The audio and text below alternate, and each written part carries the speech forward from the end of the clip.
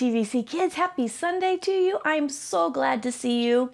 I was thinking I get to come into your living room almost every day if you want me to, but I'm not seeing you guys quite as much, and I sure am missing you. So I love seeing your pictures. I love it. Sometimes your mom sends me pictures of you guys, and I love seeing that, so send them on.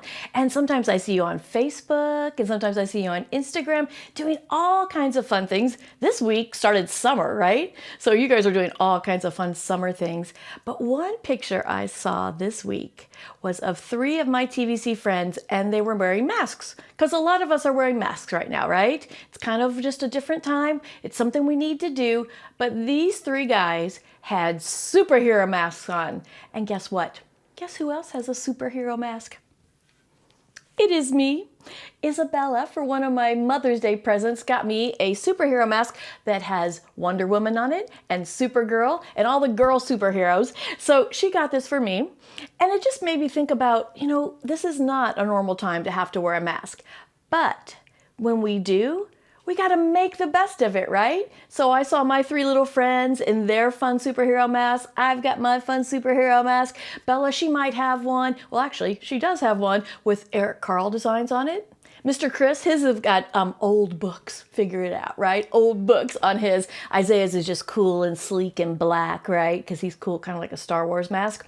So do the best with what you've got, all right? This is what's been given to us. We got to wear a mask right now, but let's do the best we can with it. Let's make something good out of what's been given to us. And that's what our parable is about today, all right? So our parable is called the Parable of the Talent. Have you guys heard about that before? Now, a talent, back when this was written, it wasn't talking about I could play piano or I could play guitar. The talents were actually money. Okay, and so it was a source of money, and so it was like, maybe we'll say it was $1,000. I don't know for sure right now, but we're going to say that was what it is. And so I thought for today I would tell you the story of the parable of the talents, but I don't have you guys to act it out for me. I miss having that, because usually I'm like, who wants to be the guy? Who wants to be the girl? And you guys are all running up to help me. So I had to reach down deep and find somebody else to help me. So I got the Incredibles family here. Can you guys see them all? All right, there's Mr. and Mrs. Incredible. There's Jack Jack and Violet and Dash. I thought I would bring them in to help me because, if I had to pick some of my favorite superheroes, these guys are them. I love them because they all have their own gifts. They all have their own talents. They all have their own abilities.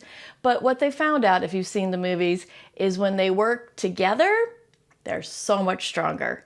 And that's how we have to be. When we work together, we're stronger, right? So I thought I'd bring in these little superhero friends to help us out. So here's how the parable goes.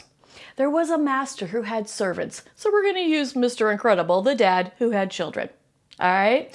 And he went to these servants or children and he said, I'm going to go away on a long trip. And so I have these talents, which was money, right? I have these and I'm going to give them to you to watch over while I am gone. So he goes over here to Jack Jack and he gives them 5. Do you see those? 1, 2, 3, 4, 5 talents. And now Jack Jack, if you think about it, he's got a lot of different abilities, doesn't he? Whole bunches. And then he goes over to Violet and he says, Violet, I have these 2 very special talents for you. And she takes those 2 and says, thanks, Dad. And he goes over to Dash. He's like, got this 1 talent for you. And he said, I've given you these talents to match your ability to deal with them, right?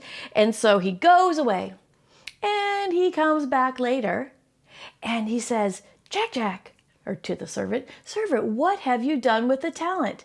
Well, Jack Jack at the time, this servant, he went out and can you guys, if I said he doubled it, what would 5 plus 5 be? You guys know? 10. 1, 2, 3, 4, 5, plus the 5 he had already is 10. So this servant, or Jack Jack, has doubled the investment. And the father says, or the master says, such a good job. Thank you. And he even says in some of the versions, he says, celebrate with me or be my partner now. You've done such a great job. I've given you something and you've done a great job with it. You've doubled it. So then he goes over to Violet, who was given 2. And so the servant that was given 2, she went out and she also doubled it. So what's 2 times 2? You got it? 4, right? 1, 2, 3, 4. So this servant, or Violet, has doubled hers as well. And the master says, excellent work. Thank you. Celebrate with me. You've done such a great job. You've taken care of what I've given you, and you've even doubled it. That is awesome.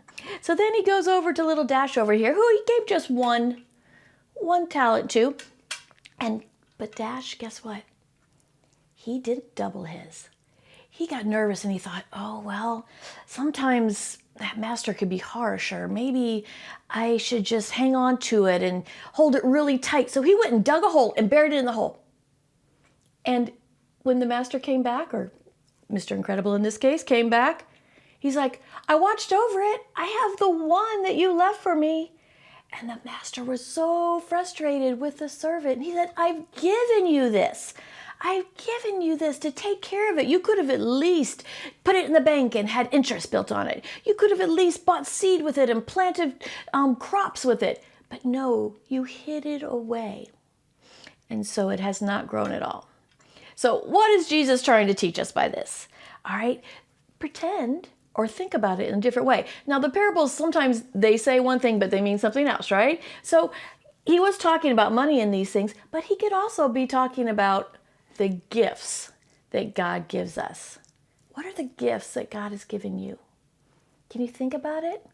If we dig down deep, and we really can figure it out. We're going to talk more about them next week, actually. But think about, what is the one gift that God has given you? And are you using it?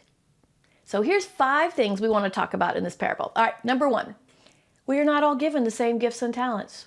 All right, I'm sitting in this room. Bella plays piano, Chris plays piano, Isaiah plays guitar. Those are not my gifts. I could sing, but so we all have different gifts. When it comes to cooking, I'm probably the one you're going to turn to in the family. When it comes to guitar playing, it's not going to be me, right? So we're all given different gifts and talents, and we're supposed to do things with them. I love that when I was reading one of the commentaries on this parable, it talked about, you know what? Everybody, it's not better to have a whole bunch of gifts. Maybe you are just given one really special, important gift. And we were talking about some of the people who were given one really important gift. What about Mary, the mother of Jesus? What if she just said, no, don't feel like being the mother of Jesus, not going to use my gift that God has given me? That would have been bad, right?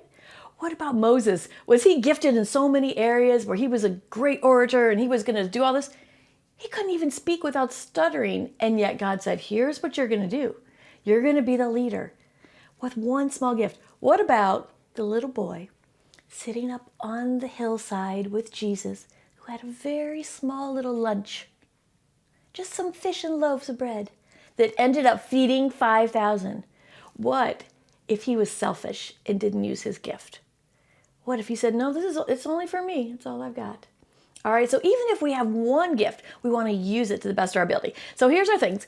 We haven't been given all the same talents. The second thing is we have to put some feet to our faith. We have to put it into action. You know how when Jack had 5 and he went out and he built and he got 5 more? We've got to take what we have and we've got to do something with it. The third thing is when we do something for it, we're not going to do it for selfish reasons. We're going to do it for godly reasons. How can I serve you, God? You've given me this gift. How can I serve you with it? Good question, right? Something we should be asking every day. The fourth thing, and this sometimes even happens to me. You have a gift, but you're like, oh, I don't know if I could do it. I'm not sure if I'm strong enough or smart enough or able enough. And God tells you, trust me. I have given you everything you need to accomplish what I'm asking you to do. Whew. Listen to this one more time. God says, trust me. I've given you everything you need to do what I'm asking you to do, right? Isn't that just a comforting thing? In this time when sometimes we're a little nervous or things are not looking like they should look, just go, you know what? God's going to walk me through it. Trust him and you could do what he's going to ask you to do. That's always something we have to remember. And then the fifth thing is, guess what? In the end of this parable, the servant who hid the one talent away and didn't make it any bigger, didn't grow it, didn't do anything with it, the master said, give that talent to the first servant who doubled everything. Now, I don't want this ever to happen.